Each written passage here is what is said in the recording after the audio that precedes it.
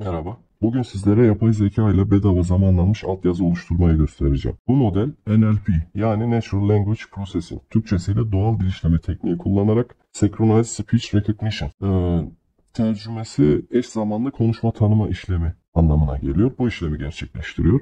Böylece konuşma sırasında anlık olarak altyazı oluşturuyor. Yani derin öğrenme çevrelerinde speech to text diye tabir edilen konuşmayı metne dönüştürme işini gerçekleştiriyor. Model açık kaynak kodlu olduğundan tamamen ücretsiz. Modelin Tiny, Small, Large gibi farklı sürümleri mevcut. Tiny modelinden Large modeline doğru model performansı artarken eş zamanlılık düşüyor. Yani gecikme artıyor. Yalnız Large sürümü PC'yi ciddi anlamda kasıyor. Onu belirteyim. CPU ve GPU sürümleri var.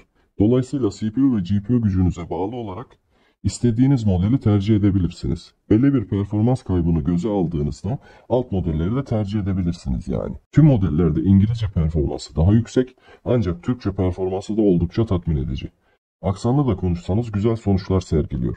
Örnek veriyorum, Large modelinde çok aksanlı konuşmuyorsanız %80-90'lık bir başarı elde edersiniz. CPU veya GPU sürümlerinden birini yerel bilgisayarınızda veya uzak bağlantı bilgisayarlarında online ve offline olarak kullanabileceğiniz farklı sürümleri mevcut. GPU sürümleri çok daha hızlı ancak özel ekran kartları ve daha teknik programlama becerileri gerektiriyor. GPU programlama bilmenize gerek olmasa da bazı teknik programlama becerileri gerektiriyor diyebiliriz. Online ve offline olarak kullanılabilen bir model yani. Hatta dilerseniz Google Colab üzerinden işlemi gerçekleştirebilirsiniz. Şayet PC özelliklerinizin yeterli olmadığını düşünüyorsanız böyle bir imkanınız da bulunuyor. Ancak bu durumda videoyu önce Drive'a upload etmeniz gerektiğinden büyük boyutlu videoları yüklemeye çalıştığınızda bu işlem çok zaman alıcı olacaktır. İnternet hızınız yüksek, PC hızınız düşükse bu seçeneği de tercih edebilirsiniz. Lakin internet hızınız düşük ve PC hızınız iyi ise bu durumda yerel bilgisayarınızda çalıştırmayı tercih edebilirsiniz. Bu videoda CPU üzerinde lokal kullanımını göstereceğim. Bu videodan gelecek etkileşimlere göre daha sonraki videolarda Colab ile çalıştırmayı CPU ve GPU sürümlerini de anlatacağım. Şimdilik lokal CPU sürümünü açıklamaya odaklanalım. Bu kimlerin ne işine yarar? Eğer içerik üreticisiyseniz tek tek altyazı editlemekle uzun uğraşarak vakitten kaybetmek yerine %10-%20'lik bir performans kaybını göze alabilenleriniz için uygundur. Daha hızlı olan modeller de var, Medium, Small, Tiny gibi. Ancak o sürümlerin isabeti ve başarımları daha düşük. Yani zamandan kazanırsanız altyazı kalitesinden kaybedersiniz. Program videolarınızı analiz ederek otomatik olarak zamanlanmış konuşma metninizi SRT vesaire gibi altyazı formatlarında kaydetmenizi sağlar. Zamandan çok ciddi bir tasarruf sağlayacaktır. Bu arada arkadaşlar size hemen Python'u nasıl yükleyeceğinizi de gösterivereyim. Şuradan bu adrese giriyorsunuz, Python'un resmi sitesi. Buradan 7'den sonraki 11'den önceki sürümlerden birini bilgisayarınıza yükleyip kuruyorsunuz. Daha sonra diğer işlemlere geçiyorsunuz. Bunu da böylece bu araya eklemiş olayım. Bu arada bu videonun da altyazılarını bu gösterdiğim yöntem ile yapacağım. Ve bunu altyazıları da YouTube'a yükleyeceğim. Böylece programın başarısını, modelin performansını, yapay zekanın başarısını yani videonun altyazılarını takip ederek de anlayabilirsiniz. Böyle şimdi hemen nasıl yapacağımıza geçelim. Öncelikle PC'nizde Python'un 7'den büyük, 11'den küçük olan sürümlerinden birinin kurulu olması gerekiyor. Yani 7'den eski olanları ve 7'den eski olanlara da uygun değil, 11'den sonra çıkanlara da uygun değil. Çünkü geliştiriciler bu sürümler üzerinde modeli geliştirmişler büyük ihtimalle. Her neyse, Python yüklüyse bilgisayarınızda daha sonra yapacağınız işlemler şu şekilde. Komut sistemini açıyorsunuz. Bunu yönetici olarak çalıştırmanız gerekiyor. Komut sistemini açtıktan sonra şu kodu gireceksiniz. Ekranda gördüğünüz kodu. Bunu çalıştıracaksınız. Daha sonra bunun son güncellemelerini almak için şöyle OpenAI Whisper. Bunu yükledikten sonra başarılı bir şekilde gerçekleşti işlem. Daha sonra bu ikinci kod güncelleştirmelerini almak için bu modelin bu şeyi çalıştırabilirsiniz. Bu komutu çalıştırabilirsiniz. Ondan sonra en son sürüme yükseltmek için de şu şekilde. Şimdi bu da yüklensin, bekleyelim. Evet, yüklenmedi. Bu arada bunlar bu kodları açıklama kısmında vereceğim büyük ihtimalle.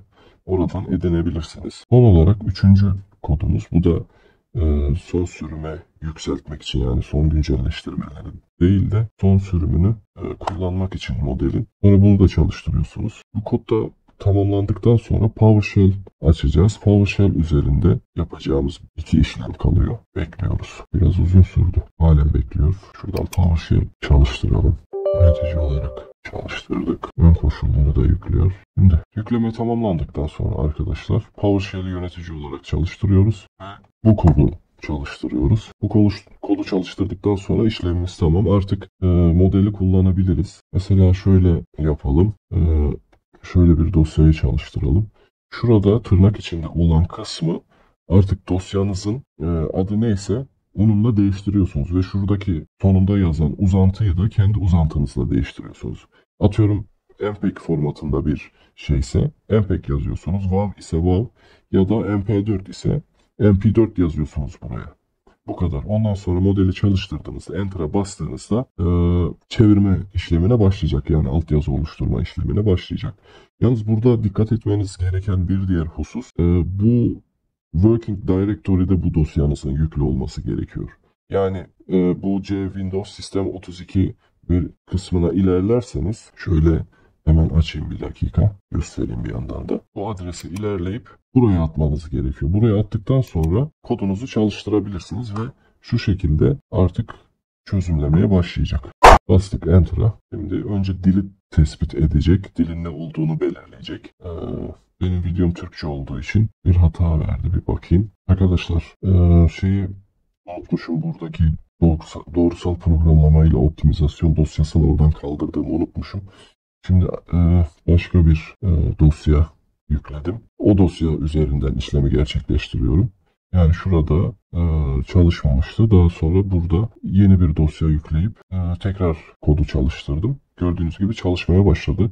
Önce dili tespit etmeye çalıştı, hangi dilde olduğunu videonun. Sonra tespit etti, Türkçe dedi. Şimdi çevirme işlemine başlayacak. Altyazı oluşturma işlemine başlayacak. İşlem bu kadar. Bu videonuzun uzunluğuna bağlı olarak bu işlem değişecektir.